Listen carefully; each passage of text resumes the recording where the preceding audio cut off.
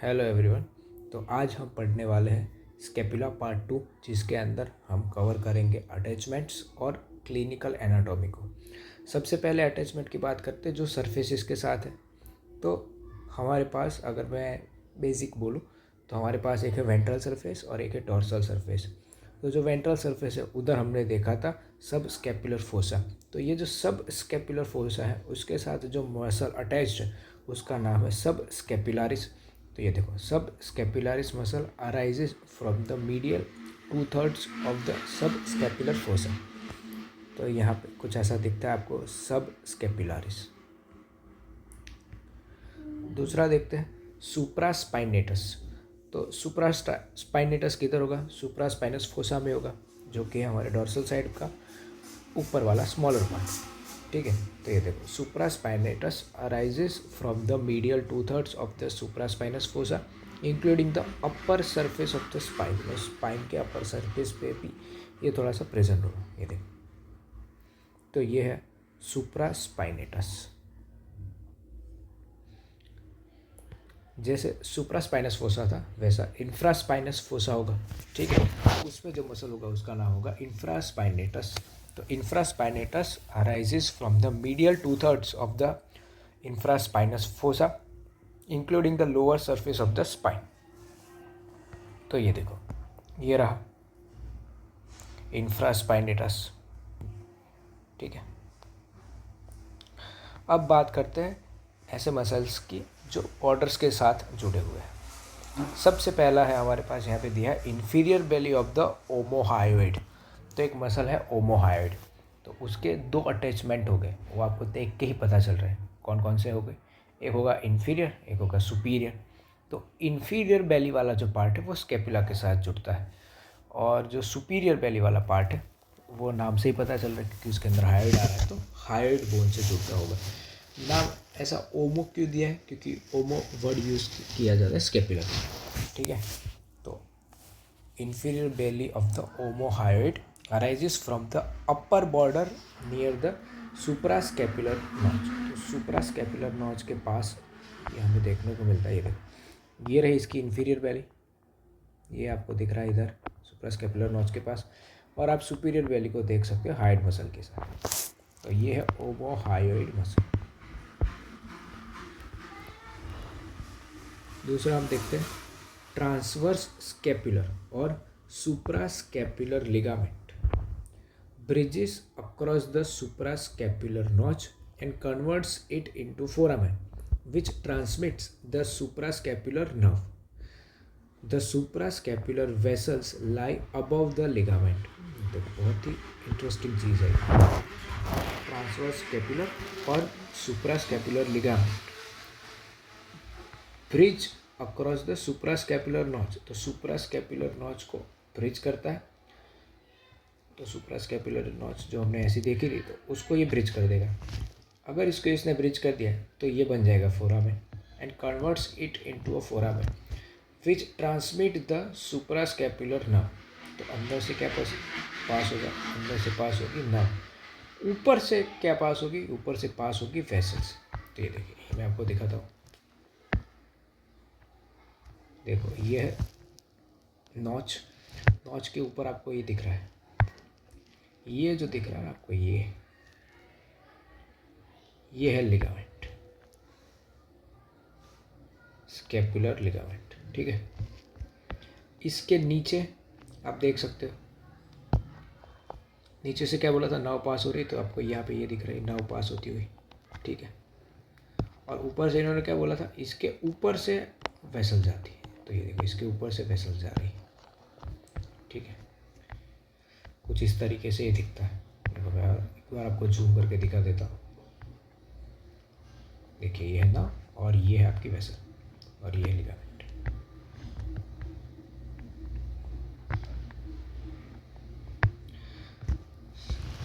आगे क्या बात की है? Long head of the triceps brachii arises from the infraglenoid tubercle. तो इंफ्राग्लिनोइड ट्यूबरकल कहाँ होता है? ये देखो किधर होता है, ये रहा इंफ्राग्लिनोइड ट्यूबरकल। ठीक है, ये जो अभी हमने नॉच देखी ये रही वो वाली नॉच।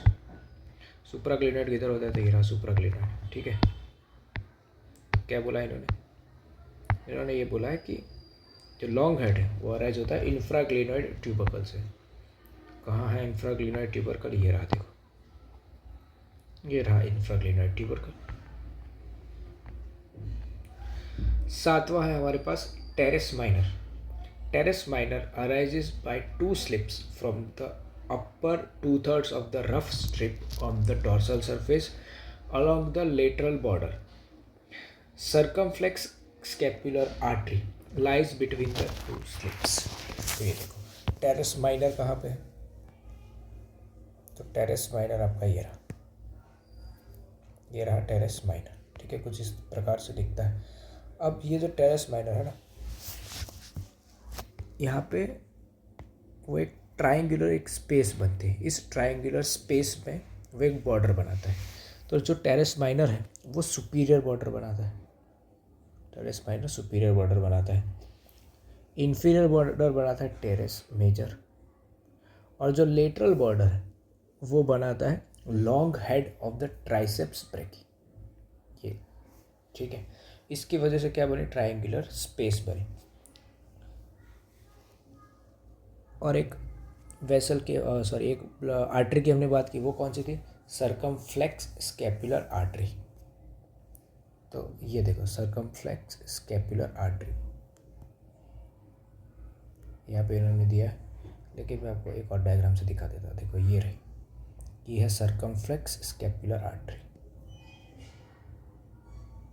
ठीक है, आगे बढ़ते हैं। Teres major arises from the lower one-third of the rough strip on the dorsal aspect of the lateral border.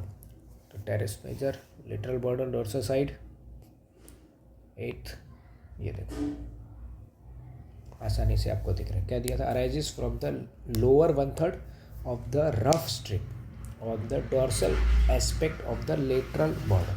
ठीक है, तो ये बात थी हमारी टेरेस मेजर की। अब बात करते हैं लेवेटर स्कैपुले की। तो लेवेटर स्कैपुले क्या है, levator scapulae is inserted along the dorsal aspect of the medial border from the superior angle up to the root of the spine। तो ये देखो लेवेटर स्कैपुले किधर है, ये रहा, ये रहा लेवेटर स्कैपुले। क्या बोला था, is inserted along the dorsal aspect, dorsal side पे है, of the medial border opposite to the root of the spine. ठीक है, दिख रहा है आपको क्लियरली। इसके बाद 10th और 11th देखते हैं। 10th है रोम्बॉइड माइनर, 11th है rhomboid major. Rhomboid minor is inserted into the dorsal aspect of the medial border opposite the root of the spine, और मेजर का है between the root of the spine and the inferior angle. तो एक है opposite the root of the spine minor वाला, और जो major वाला है वो है between the root of the spine and the inferior angle. तो ये देखो, ये रहा आपका रोम्बॉइड माइनर, जो कि कैसा था, inserted into dorsal aspect of the medial border opposite to the root of the spine. Rhomboid major between the root of the spine and the inferior angle. दिख रहा है आपको क्लियरली। ठीक है, तो ये कोई रोम्बॉइड माइनर और रोम्बॉइड मेजर। अब आगे बात करते हैं हम एंगल्स पे। तो सबसे पहला है सेरेटस एंटेरियर। तो सेरेटस एंटेरियर जो है, इसको बॉक्सर्स मसल भी बोलते हैं, क्योंकि पंचिंग की मूवमेंट के लिए ये बहुत इंपॉर्टेंट है। तो सेरेटस एंटेरियर है वो is inserted along the medial border of the costal surface, 1 digitation from the superior angle to the root of the spine, 2 digitation to the medial border and 5 digitation to the inferior angle. ठीक है, देखो ये रहा, ये है serratus anterior. सबसे पहले क्या बोला था इधर, 1 digitation from the superior angle to the root of the spine, superior angle से लेके रूट ऑफ द स्पाइन तक। ये देखो, ये वाला पहला इधर जा रहा है। दूसरा हमें बोला कि 2 digitation to the medial border, तो देखो ये 2 डिजिटेशन है एक, और ये 2 डिजिटेशन है मीडियल बॉर्डर तक। और उसके बाद बोला हमें 5 digitation to the inferior angle. Inferior angle पे ये 1 2 3 4 और ये 5 डिजिटेशन, ठीक है। तो ये था हमारा सेरेटस एंटीरियर। इसके बाद दूसरा हमारा मसल है जिसका नाम है लैटिमस डॉर्साई। अगर कोई जिम करता है तो एक फेमस मसल है लैट्स, ठीक है। तो ये वही है लैटिमस डॉर्साई। ये अराइज होता है इन्फीरियर एंगल से। देखो आपको ये देख के पता चल रहा है ना कि इसका ओरिजिन एक नहीं है, बहुत सारे ओरिजिन है। लेकिन हमारे स्कैपुला में ये कहाँ से ओरिजिन होता है? तो ये ओरिजिन होता है इन्फीरियर एंगल में से, ठीक है। तो ये आपको दिख रहा है लैटिसिमस डॉर्साई। 14th देखते हैं। 14th में हमारे पास है the margin of the glenoid, ये वाला है 14th, ठीक है। The margin of the glenoid cavity gives attachment to the capsule of the shoulder joint and to the glenoidal labrum. Glenoidal labrum क्या है? ये ऐसी चीज़ है कि जो डेप्थ बढ़ाती है। हमारी जो ग्लिनॉइड कैविटी है उसकी डेप्थ बढ़ाने में काम करती है। सोचो अगर ये जो ग्लिनॉइड कैविटी है वो इतनी ही है, लेकिन इसके ऊपर अगर हमने एक और कवर चढ़ा दिया, ठीक है, तो वो थोड़ी और डीप हो जाएगी। इसका काम क्या है? ये एक रिंग की तरह, रिम की तरह काम करती है, ठीक है। स्ट्रक्चर को थोड़ा डीप करती है और स्टेबलाइज करने का भी काम करती है, ठीक है। कुछ इस तरीके से ये देखो, अगर आपको देखना है तो इधर भी देख सकते हो आप लेब्रम, ठीक है। आगे बढ़ते हैं। The long head of the biceps brachii arises from the supraglenoid tubercle. देखो ये एक लाइन 2 बार लिखी है। The long head of the biceps brachii arises from the supraglenoid tubercle. The long head of biceps brachii arises from the supraglenoid tubercle. कहाँ पे है ये देखो इधर, ये रहा long head of supraglenoid tubercle, ठीक है। वहाँ पे उसका ओरिजिन है सुप्राग्लिनॉइड ट्यूबरकल पे। आगे बढ़ते हैं। आगे trapezius is inserted into the upper border of the crest of the spine and into the medial border of the acromion process. तो स्पाइन के क्रेस्ट में और एक्रोमियन प्रोसेस के मीडियल बॉर्डर पे ये इंसर्ट होता है। कौन? ट्रेपेजियस। तो देखो ये रहा हमारे ट्रेपेजियस मसल, क्लियरली दिख रहा है आपको। इसके बाद हम आगे बढ़ते हैं। आगे हमारे पास है डेल्टॉइड। तो deltoid arises from the lower border of the crest of the spine and form the lateral border of the acromion. The acromial fibres are multipennate. एक एक करके देखते हैं। सबसे पहले तो ये रहा हमारा डेल्टॉइड मसल, ठीक है। क्या लिखा है? Arises from the lower border of the crest of the spine. देखो lower border of the crest of the spine, ठीक है, ये रहा crest of the spine. And from the lateral border of the acromion process. तो acromion process के lateral end से भी देखो ये रहे acromion, lateral margin of acromion, ठीक है।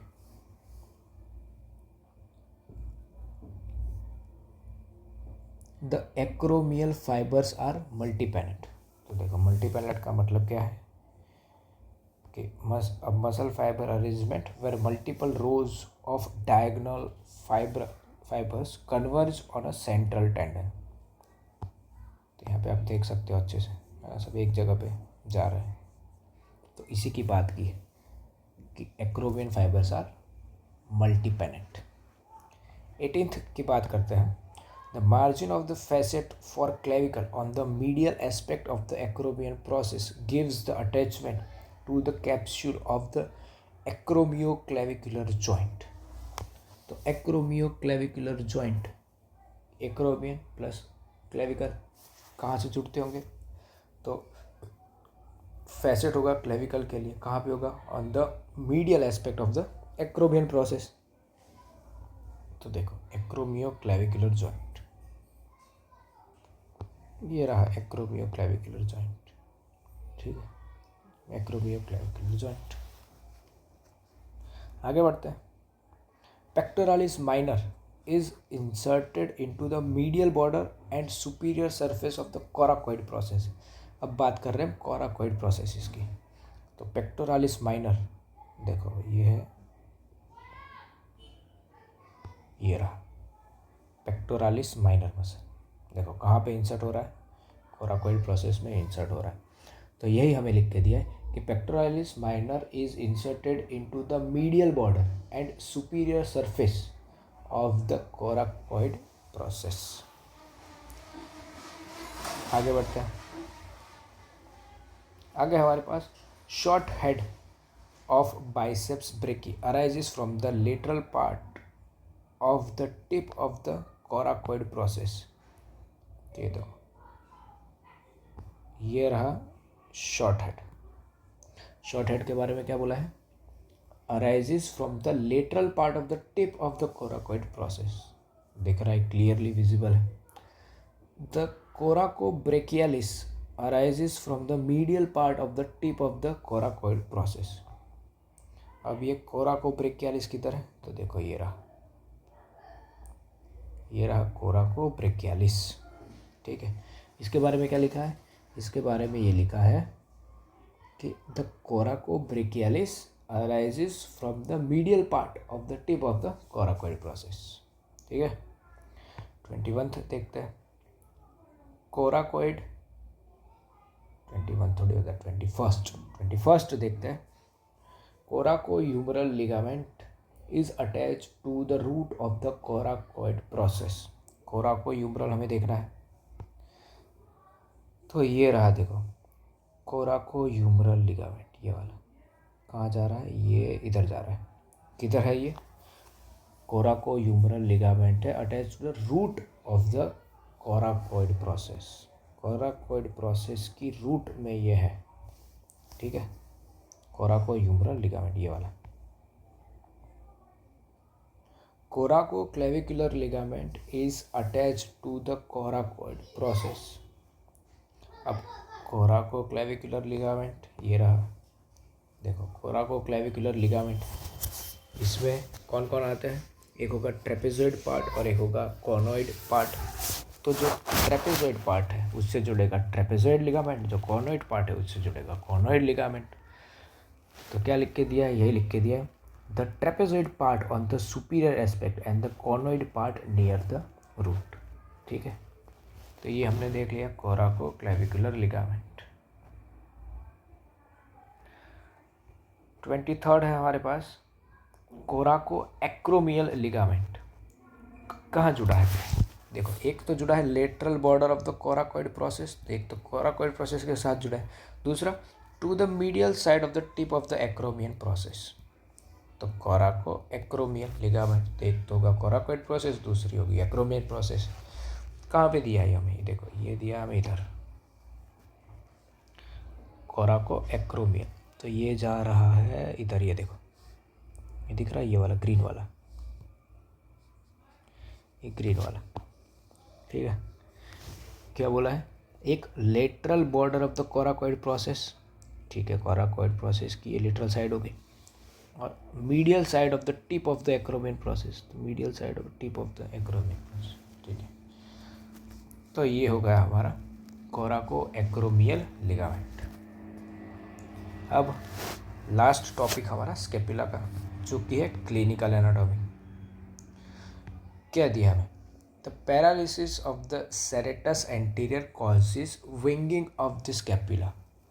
स्केपुला कैसी होगी? आपको बाहर आती हुई दिखेगी जब आप उसको किसी वॉल के सामने पुश करोगे अपने हैंड्स को, ठीक है। तो जनरली क्या होता है, जो हमारा स्केपुला है उसको अपनी जगह पे होल्ड करने का काम करता है सेरेटस एंटीरियर। लेकिन अब क्योंकि इसमें पैरालिसिस हो गया, नर्व डैमेज हो गई है किसी वजह से, तो ये हमें देखने को मिलती है condition. The medial border of the bone becomes unduly prominent and the arm can not be abducted beyond 90 degree, ठीक है।